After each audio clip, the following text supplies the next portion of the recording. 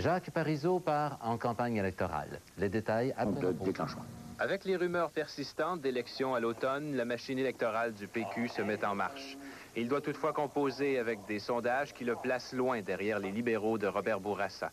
À supposer qu'assez rapidement, on puisse franchir la barrière du 40.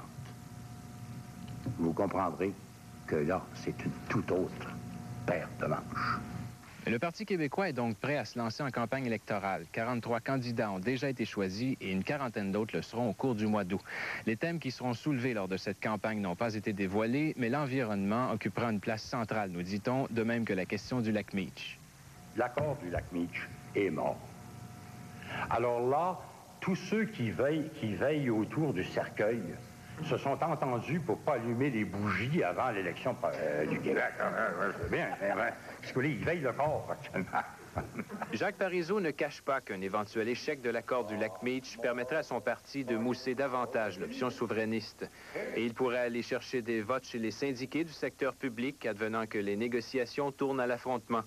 Dans le dossier des infirmières, le PQ accuse le président du Conseil du Trésor, Daniel Johnson, de manquer de jugement en refusant de retourner négocier. Quand on dit qu'un président du Conseil du Trésor, qui est à la fois lui-même avocat, ne comprend même pas l'aspect légal du processus de négociation, c'est vraiment inquiétant.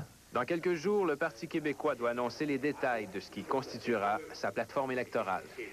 Sylvain Drapeau, dernière édition, à Bromont.